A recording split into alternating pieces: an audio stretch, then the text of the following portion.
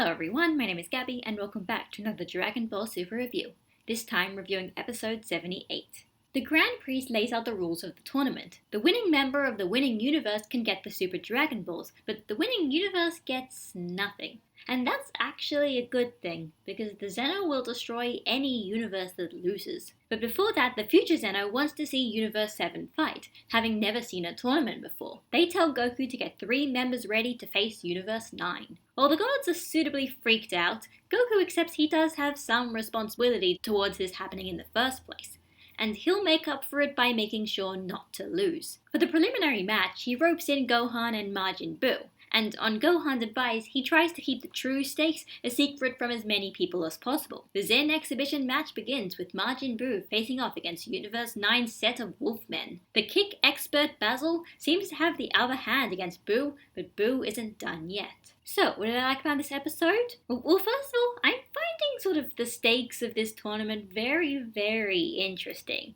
The idea that if you lose, your entire universe is going to be erased by Zeno, basically, pretty much just because of spite, and I guess also as motivation so that the universes will fight really, really hard and they can get a really, really good fight. I mean, I find it honestly very fascinating, and while I'm not exactly sure how deep they're going to go in with the implications of this, it is definitely a very clear way to show that they are not messing around anymore. This isn't just some fun tournament, everyone's gonna have fun, let's all be friends. Like, clearly, if they lose, they're going to die, and everyone seems to kind of appreciate that, understand that, and be like, okay, this is a big deal, we need to take this seriously. I mean, one of the big criticisms of Super is sometimes it feels like they don't take these fights seriously, but, you know, if they know that if they lose, they're all going to die, yeah, it's going to be really interesting to see them actually take that seriously. Also, I guess I kind of have to mention this, it's really nice to see Gohan and Majin Buu going to fight again. I mean, Majin Buu in particular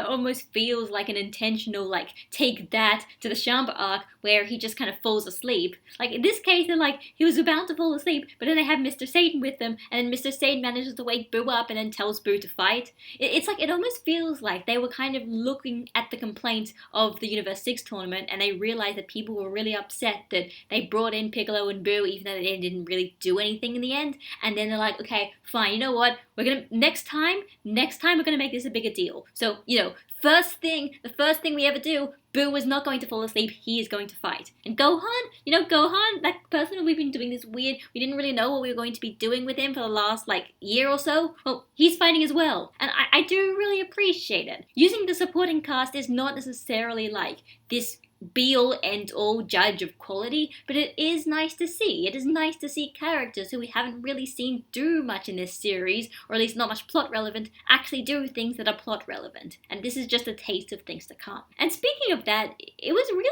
cute seeing Goku, try to recruit everyone. I mean, like when Goku's sort of trying to recruit Gohan, and he's acting like this sort of, over-eager, embarrassing parent who are like, well, I know you haven't been training recently, but, you used to be really good. So, did you want to fight again? Come on. Please? Don't you think that'd be fun? Don't you think that'd be fun? It's a side of Goku you don't really see very often, because, obviously Goku accepts who Gohan is, but that doesn't mean that he wouldn't be excited by the idea of his son actually fighting again, because, he has potential and all that kind of stuff. So, that was just really cute. As for what I didn't like about this episode, well, I know there's been a lot of kind of criticism about it, and I think I also need to bring in my own 2 cents, and that is, well, a lot of people are really kind of getting upset with Goku's characterization, at least in this episode in particular. There was an issue I had with this episode, but I don't think it was inherently just related to Goku's characterization. I think that was just one consequence of the whole bigger issue, and that was just the weird kind of inconsistent tone. The thing about the tournament is, they just said that if you loses, that universe is going to get erased. And obviously that is a big deal. And the characters are thinking about it in terms of a big deal, oh shit, we can't lose or else we're all going to die. But I think the one thing that they haven't really touched upon yet, but it is kind of obvious if you think about it, but they haven't really mentioned it, is the idea that even if they do win, everyone else is going to die. All these other people, innocent people from these other universes, are going to be erased for the simple fact of existing and not being as good as fighting. That by itself elevates this into even more than just some random life and death scenario where they've got to go and fight to save the people they care about. There are other people who are going to die regardless, and by fighting, they might actually be contributing to them dying in the first place. that is actually really dark if you really think about it. And the weird thing is, none of the characters are really thinking about it in terms of that kind of dark tone. Like, Goku, I mean, I'm not going to say that Goku is cheery about it, but, at the same time, I don't think he really understands all of the consequences of this actual tournament in the first place. He's just kind of like, oh, well, we're going to fight. Come on, let's fight. Like, it's just like any other tournament. It's just setting a really weird tone because I don't really know how I'm supposed to be feeling. Am I supposed to be shocked that Zeno is going to be destroying all these universes? Am I supposed to be like feeling a bit uneasy about this whole situation? Or am I supposed to be like Goku and just be like, oh, well, I mean, the stakes are higher, but in the end of the day, it's just a tournament and we've just got to win and that's all we've got to think about. It almost feels like they're trying to sort of like save all the big revelations and all the big shocking moments for like when the actual tournament starts. So they're trying to start off by making things a bit lighthearted, but by explaining the consequences firsthand, you can't really pretend that this is lighthearted. Everyone is still going to die. Just because the characters haven't realized that yet doesn't mean it doesn't actually exist. Basically, my issue is the story is telling us one thing, but then the characters are implying another thing, and it just makes me really, really confused as to what I'm supposed to be thinking. Also, when did Gohan find his gi? I'm serious. In Resurrection F, he's basically like, hey, I couldn't find my gi, so that's why I'm going to be fighting while I'm wearing this tracksuit instead. And like that was like a whole kind of almost like a plot point, or like at the very least a clear visual indication that he is so far removed from fighting that he doesn't even know where his fighting uniform is. And here it's just like, the moment he's like, okay, fine, I'll join you in the tournament, he's just there. Next scene, he just got his gi, he just found it. When did he find it? I am serious. I might be the only person in existence who cares about this, but when did he find it? He lost it. He said he didn't have it. Now he has it. You could have made a fun little fan service moment from that, Toei. You could have given like some fun little thing where like one character finds the gi or Gohan finds the gi and it's like he's getting his fighting spirit back and that'd be fun. And then you're just like, no, screw it. Just Gohan is wearing that now. Did he find it? Did he go to Piccolo and ask Piccolo to clothes beam him it? Come on. Like somebody give me an explanation. Maybe I don't care about what timeline we're in right now, but I definitely care about if a character has lost their clothing and then they find it again. You have to tell me how they find it. I've just been probably thinking about this a bit too much for the past few months, and I guess Toei didn't think about it as much as I did, but come on. Really?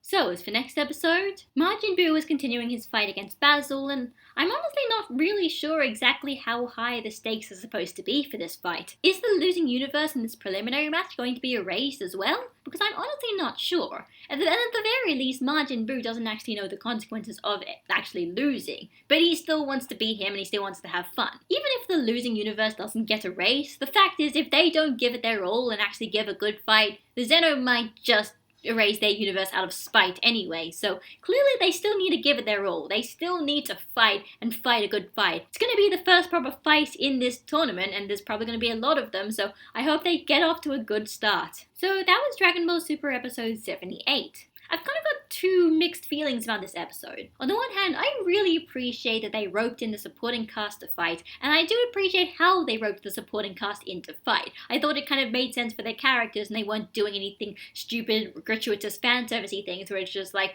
hey, people liked you a long time ago, so do you want to fight again? Just do that because I asked you to. But on the other hand, like I said, the biggest issue I have with this arc, or 2 episodes of it so far, is the weird inconsistent tone. I don't know if I'm supposed to be taking this seriously or not. I don't know if I'm supposed to be following Goku's advice or Gohan's advice or Beerus's advice or just something else completely altogether. They haven't really given us proper answers, and I think that's why a lot of people are really complaining about, if so-and-so is out of character and stuff like that. In terms of characterization, I really want to reserve my judgment because, once again, it does feel like the way they're writing Goku seems to be very much intentional, leading up to something else that's going to happen later on in the series, but until that thing happens later on in the series, I'm just sitting here waiting, being like, okay, Toei, what is this? Why is this? Is this intentional or not?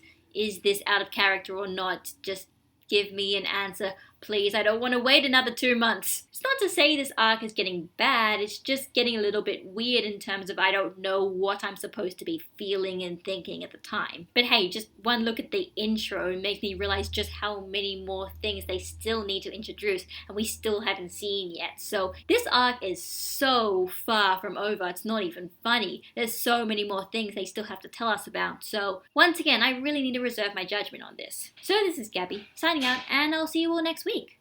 Bye guys!